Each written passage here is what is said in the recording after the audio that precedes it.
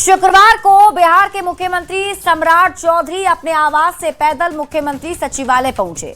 पंचायती राज मंत्री दीपक प्रकाश भी पैदल अपने मंत्रालय पहुंचे, तो शिक्षा मंत्री मिथिलेश तिवारी ई रिक्शा से विभाग पहुंचे। यानी कि पीएम मोदी की अपील का असर जमीन पर भी दिखने लगा है। ये रिपोर्ट देखिए, फिर खबर तो समझिए। पैदल मुख्यमंत्री सचिवालय पहुंचे सम्राट चौधरी।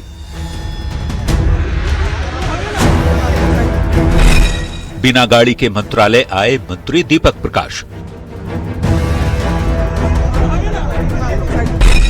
शिक्षा मंत्री ने की ई रिक्शा की सवारी। ये तस्वीरें सिर्फ तस्वीर भर नहीं, बल्कि असर है प्रधानमंत्री मोदी की अपील का। वैश्विक संकट को देखते हुए पीएम मोदी ने देशवासियों से गाड़ी का कम इस्तेमाल करने, तेल बचाने, सोना की खरीदारी से बचने और सैर सपाटे के लिए विदेश यात्रा न करने की अपील की थी। तो हम सबका दायित्व है कि पेट्रोल डीजल की खरीद पर जो विदेशी मुद्रा खर्च होती है, पेट्रोल डीजल बचाकर हमें वो मुद्रा भी बचानी है। पीएम ने खुद अपने काफिले में कटौती कर दिखाया था और अब उसका असर जमीन पर भी दिखने लगा है। तो देखिए, मुख्यमंत्री एक अन्य मार्ग से निकलकर मुख्यमंत्री सचिवालय जाते हुए, और इस वक्त ये तस्वीर हम दिखा रहे हैं कि किस तरीके से यहाँ पर बिहार के मुख्यमंत्री सम्राट चौधरी ने लोगों से एक दिन नो व्हीकल डे मनाने को कहा था। आज खुद अपने आवास से पैदल चलकर मुख्यमंत्री सचिवालय पहुंच गए। सीएम सम्राट चौधरी की तरह पंचायती राज मंत्री दीपक प्रकाश भी बिना गाड़ी के ही विभाग पहुंचे। सभी लोग इसमें अपना योगदान दें, देश की निर्भरता आयात के ऊपर कम करने के लिए अपना योगदान दें। जबकि शिक्षा मंत्री ने गाड़ियों का काफिला छोड़ते हुए ई रिक्शा की सवारी कर डाली। और शिक्षा मंत्री होने के नाते हम इस ई रिक्शा का उपयोग किए हैं और बिहार वासियों को संदेश देने के लिए किया है कि जो आज हमारे सामने वैश्विक संकट है, हम अपने व्यवहार परिवर्तन से इस संकट से मुकाबला कर सकते। हालांकि आरजेडी और कांग्रेस जैसी विपक्षी पार्टियों के नेता पीएम मोदी की अपील पर सवाल उठाने से अब भी चूकना नहीं चाहते।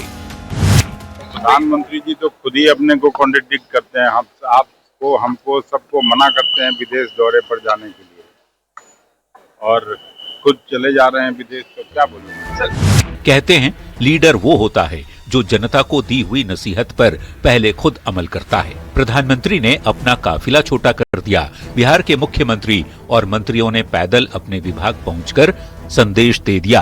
क्या आप सोच रहे हैं? न्यूज 18 के लिए पटना से शैलेंद्र कुमार और रजनीश कुमार के साथ ब्यूरो रिपोर्ट।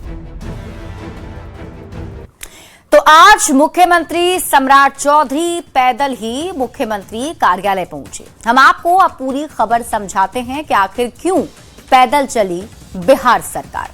अब आप इस खबर को समझिए। देखिए, प्रधानमंत्री नरेंद्र मोदी ने देशवासियों से अपील की है। प्रधानमंत्री नरेंद्र मोदी ने देशवासियों से अपील करते हुए कहा है कि आप सभी को बचत करनी है पेट्रोल और डीजल की, जिस पर बिहार सरकार के मुख्यमंत्री अपील करते हुए, अमल करते हुए दिख रहे हैं। अब आप खबर तो समझिए। पीएम मोदी ने देशवासियों से आखिर अपील क्या की थी? तो प्रधानमंत्री नरेंद्र मोदी ने कहा कि पेट्रोल डीजल का कम से कम उपयोग किया जाए। इसके साथ इन्होंने कहा था कि शहर में मेट्रो का अधिक उपयोग हो, साथ ही साथ वर्क फ्रॉम होम को बढ़ावा दिया जाए, ऑनलाइन मीटिंग और वीडियो कॉन्फ्रेंसिंग की जाए। विदेश यात्रा अगर हो सके तो उसे आप 1 साल तक के लिए टाल दें और साल भर सोना खरीदने से बचें। खाने के तेल का भी आप कम इस्तेमाल करें। अब आपको बताते हैं आखिर क्यों पैदल चली बिहार सरकार। देखिए, मुख्यमंत्री पैदल चलकर जनता को यह संदेश दे रहे हैं। सरकार लोगों को तेल बचाने का मैसेज देने की कोशिश कर रही है। अगर तेल बचेगा तो विदेशी मुद्रा का भंडार बढ़ेगा, विदेशी मुद्रा की बचत होगी तो रुपया मजबूत होगा, देश की अर्थव्यवस्था मजबूत होगी। सत्ता पक्ष पीएम की अपील पर अमल कर रहा है, लेकिन विपक्ष अपील पर सवाल उठा रहा है। विपक्ष के नेता सवाल उठा रहे हैं।